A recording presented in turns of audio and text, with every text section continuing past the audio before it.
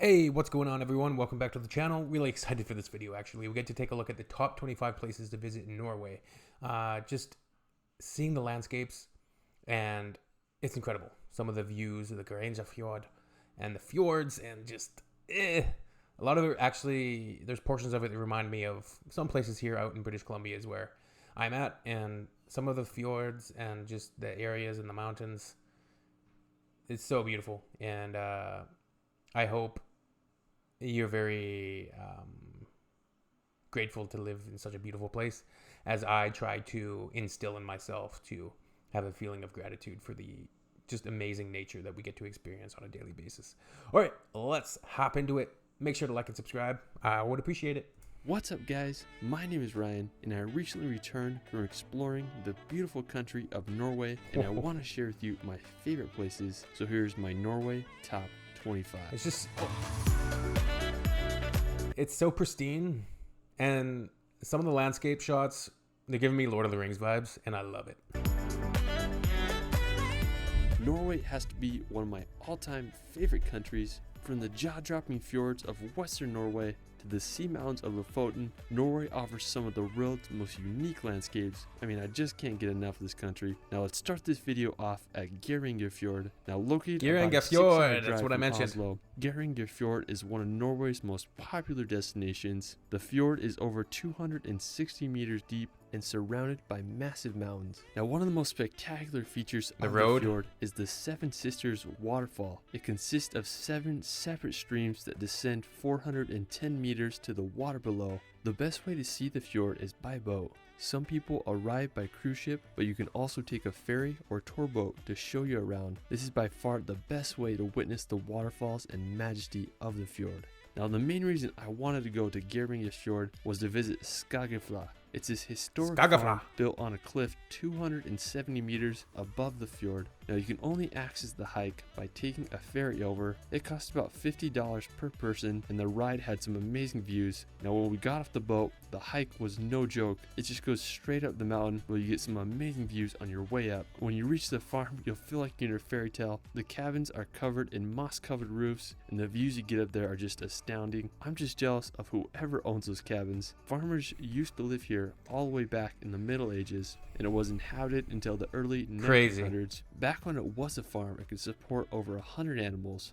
Now, due to its location, it was a somewhat dangerous spot due to avalanches and rock slides, and also the remoteness of it made it a tricky place. It seems so remote. Like, how did they even get their supplies and everything up there to build that?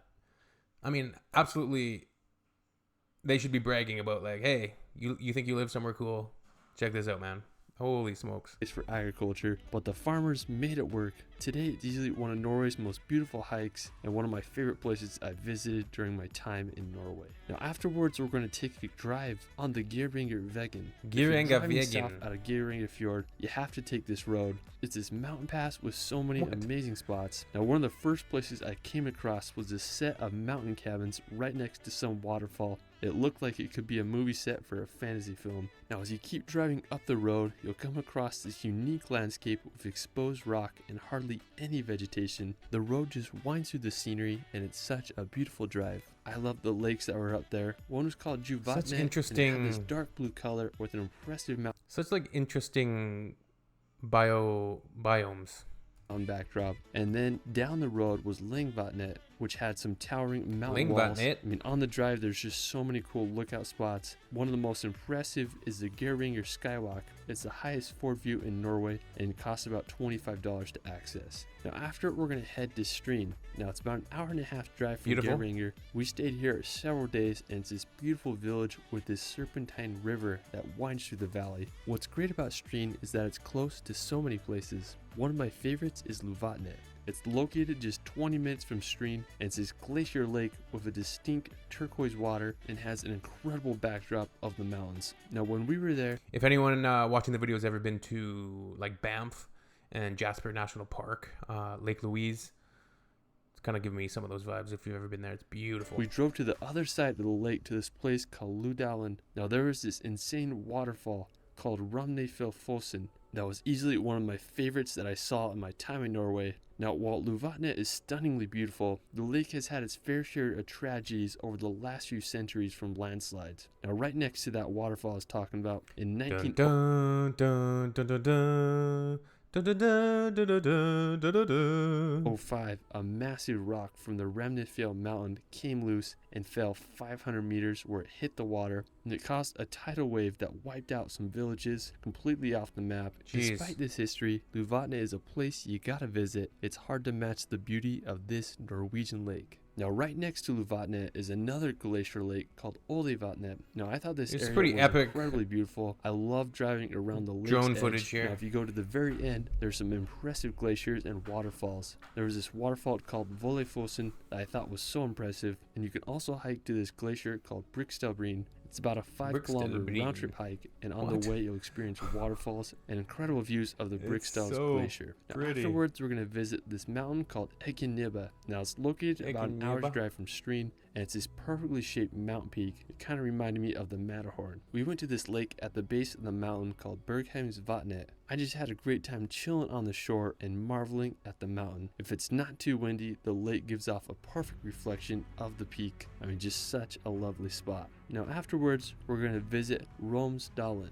Now, when I got to Norway this summer, this was the first place I went. It's about a 5-hour drive to get there from Oslo, and it's this phenomenal valley surrounded by some of Europe's highest cliffs. I mean, just like unbelievable how massive and sheer the mountain walls are. Now, another thing about Romsdalen was the amount of waterfalls. It's home to some of the tallest waterfalls, not just in Norway, but in the world. The waterfall called Mongefossen is the fourth Mongefossen. highest single drop waterfall Like these waterfalls and the landscapes, so unique, so beautiful.